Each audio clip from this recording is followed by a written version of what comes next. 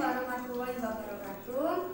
Perkenalkan, nama saya Devi Arismaturiza dari kelas 11 IPA 1. Di sini saya akan mempresentasikan tentang revolusi menegakkan panji-panji NKRI. Revolusi menegakkan panji-panji NKRI ada tantangan awal kemerdekaan. Tantangan awal kemerdekaan dibagi menjadi 3, yaitu kondisi awal Indonesia merdeka, kemudian kedatangan sekutu dan Belanda, kemudian merdeka atau mati. Yang pertama, kondisi awal Indonesia merdeka. Secara politik, keadaan Indonesia pada awal kemerdekaan begitu belum mapan. Hal ini karena masih ada kekuatan asing yang tidak rela Indonesia merdeka. Pemerintahan memang telah terbentuk, beberapa alat kelengkapan negara juga sudah tersedia, tetapi karena baru awal kemerdekaan tentu masih banyak kekurangan. Kondisi perekonomian negara masih sangat memperhatikan, sehingga terjadi inflasi yang cukup berat. Hal ini dipicu karena peredaran mata uang rupiah.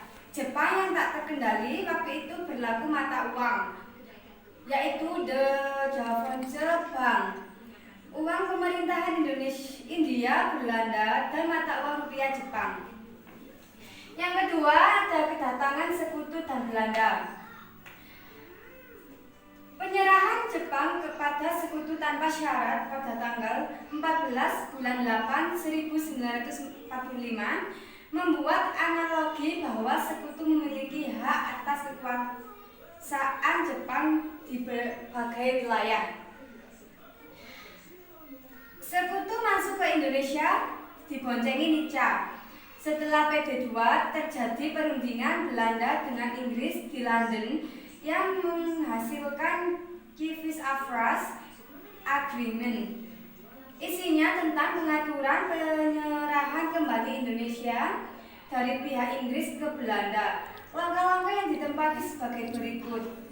Ada langkah pertama, yaitu tentara sekutu akan mengadakan operasi militer untuk memulihkan keamanan dan ketertiban. Yang kedua, penjabat Nica akan mengambil alih tanggung jawab. Kemudian, Belanda mendesak Inggris agar mensahkan hasil perundingan tersebut. Disahkan berdasarkan persetujuan Postman. Isi Civil Advance Agreement diperluas. Wakil Mountbatten yakni Laksamana Muda Patterson dengan menumpang kapal Cumberland mendarat di pelabuhan Tanjung Perak, Surabaya. Haji Farmuk pemimpin Vica. Setelah informasi dan persiapan dipandang cukup, maka Lord Mountbatten membentuk pasukan komando khusus yang terbentuk AFNE di bawah pimpinan Letnan Jenderal Sir Philip Giscon. Tugas negara AFNE sebagai berikut. Tugasnya adalah membebaskan para tawanan perang. Dan yang kedua, melucuti dan mengumpulkan orang-orang Jepang. Yang ketiga, ada merdeka atau mati. Merdeka atau mati dibagi menjadi 6. Yang pertama, perjuangan rakyat Semarang dalam melawan tentara Jepang. Pada tanggal 19 Agustus 1945 pukul 13.00 waktu Indonesia Barat berkumandang lewat radio tentang sebuah pernyataan dan perintah agar pemindahan kekuasaan dari tangan Jepang ke pihak Indonesia terus dilakukan. Jepang tidak menghiraukan seruan pemerintahan di Semarang. Perundingan itu berjalan bersendat-sendat, tetapi akhirnya disepakati penyerahan senjata secara bertahap yang dibahas tanggal 1 Oktober 1945.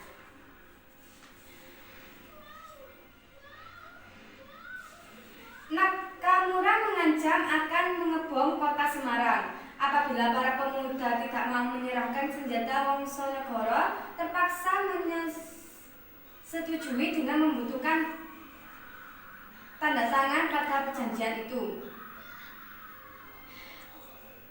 Pada tanggal 19 Oktober 1945 pukul 7.45 waktu Indonesia Barat, datanglah pasukan sekutu di pelabuhan Semarang. Mereka bertugas merajuti tentang Jepang. Untuk mengenang pertempuran 5 hari di Semarang, maka dibangun monumen yang terkenal dengan sebutan Tugu Muda.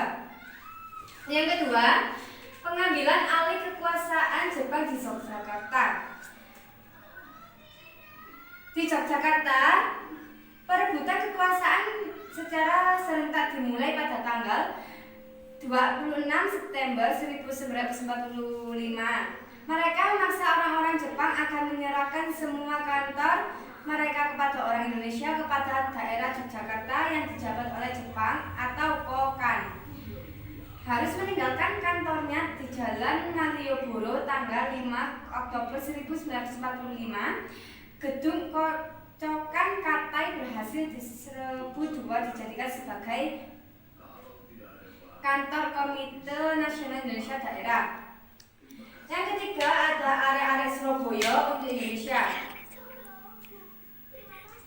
Pada tanggal 25 Oktober 1945, Brigade 49 di bawah pimpinan Brigadir Jenderal Malbebim, mereka datang diterima oleh pimpinan antara wakil pemerintah rakyat Indonesia dengan Malbebim. Maka dihasilkan kesepakatan sebagai berikut.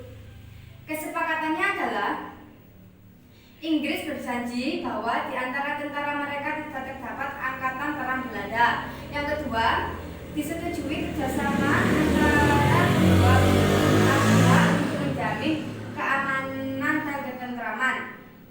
Yang ketiga, segera dibentuk kontak biro agar kerjasama dapat terlaksana sebaik-baiknya. Dan yang keempat,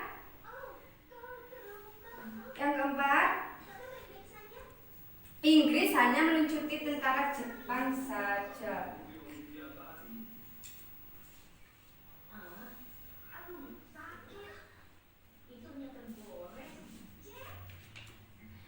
Sekarang yang keempat,